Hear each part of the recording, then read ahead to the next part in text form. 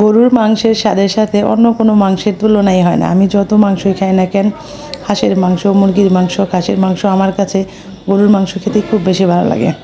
Hello everyone, আসসালামু আলাইকুম। সবাই কেমন আছেন? আশা করি সবাই ভালো আছেন। আল্লাহর রহমতে আমরাও ভালো আছি। তো আজকে খুব সকাল সকালে ঘুমে থেকে উঠে পড়েছি, মানে খুব ভোরেই ঘুম ভেঙে গিয়েছে। আকাশটা এত সুন্দর দেখাচ্ছিল, খুবই সুন্দর, এবং কি খুব ঠান্ডা ঠান্ডা ছিল। আর তারপর হচ্ছে যে মাঝ গ্রামে থেকে কাঁঠাল পাঠিয়েছিল, খুবই মজা ছিল এই কাঁঠালটা। তো সকালে নাস্তায় আমি কাঁঠাল আর হচ্ছে হাতে ভাজা মুড়িটা দিয়েছি। এই মুড়িটা আমার শাশুড়ি পাঠিয়েছিল। এগুলো হচ্ছে হাতে ভাজা মুড়ি। এত হাতে ভাজা মুড়ির টেস্ট অন্যরকম। আর এই মুড়ি দিয়ে আম কাঁঠাল যেটাই খাওয়া হোক না কেন, অসাধারণ একটা স্বাদ হয়। তো এই তো আমি মুড়ির ডিপ আর কি নিয়েই বসেছি। তারপর হচ্ছে খাওয়া দাওয়া শেষে আমি একদম কাজকর্ম খালা এসে সব কিছু গুছিয়ে দিয়ে গেছে। তারপর হচ্ছে এখন আমি দুপুরবেলা গরুর মাংস রান্না করবো, তো সেটা আমি ভিজিয়ে রেখেছিলাম সকালবেলাতেই। তারপর হচ্ছে সুন্দর করে পরিষ্কার করে নিয়ে সব কিছু আর কি মশলা মাখিয়ে নেব, সেই জন্য আর কি সব কিছু দিয়ে নিয়েছি। আমার কাছে মনে হয় যে এইভাবে মাখিয়ে রান্না করলে এর স্বাদটা একটু বেশি হয়। তো আমি মাখিয়েই বেশি রান্না করি। মাখিয়ে নিয়ে তারপর হচ্ছে তেলে বেশ অনেকক্ষণ সময় নিয়ে কষিয়ে নেব।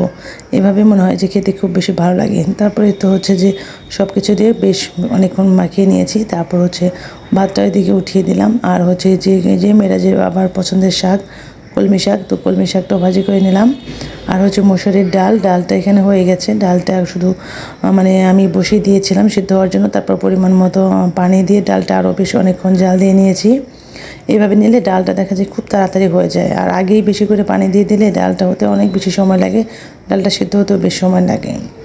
তারপর হচ্ছে তো এখন ডালটা আমি বাগার দিয়ে নেব। বাগার দিয়ে নিলে আমার মোটামুটি রান্না দুপুরের শেষ। শুধু বাকি থাকলো ওই যে মাখিয়ে রেখেছি গরুর মাংস, সেই গরুর মাংসটা রান্না করে নিলে আমার সব কাজকর্ম শেষ। তো আমার ডালটা বাগার দেওয়া এখানে হয়ে গেছে। আমি আর কিছুক্ষণ এখানে যে ডালটা জাল দিয়ে, মানে পরিমাণ মতো জাল দিয়ে নেব। ডালের ভিতর যদি জালটা একটু কম হয় তাহলে কিন্তু ডালটা খেতে ভালো লাগে না, সেজন্য জাল আসার ব্যাপারটাও এখানে আছে। তারপর হচ্ছে ওই যে আমি শাক যে সিদ্ধ করে রেখেছিলাম, তো সেই শাকটা এখন আমি এখানে বাগার দিয়ে নেব। রসুন, কাঁচামরিচ আর হচ্ছে পেঁয়াজ দিয়ে আমি শাকটা বাগার দিয়ে নিলাম। এভাবেই আমি করি, মানে আগে শাকটা সিদ্ধ করে তারপর খুব সুন্দর করে বাগার দিয়ে নিই অন্য একটা ইয়াতে। তারপর হচ্ছে এই তো আমার ওই মানে পর্বের সব কাজকর্ম শেষ হয়ে গেছে। তো এখানে হচ্ছে যে আমি ইন্ডাকশন চুলার ভিতরে আর হচ্ছে যে প্রেশার কুকারে আমি এই যে মাংসটা উঠিয়ে দেবো। তারপরে তো এখন হচ্ছে যে আমি তেলের ভিতরে এটা অনেক সময় নিয়ে কষিয়ে নেবো। এভাবে হয় কি মাংসের ভিতর পর্যন্ত একদম মশলা ঢুকে যায়। তো এই তো আমি এখানে বেশ সময় নিয়ে সুন্দর করে ঢেকে একটু পরপর নাড়াচাড়া করে করে অনেকক্ষণ মিলে কষিয়ে নেব। তারপর হচ্ছে যে বড় বড় করে আমি আলু কেটে রেখেছি, এই আলুগুলোও আমি এখানে দিয়ে দেবো।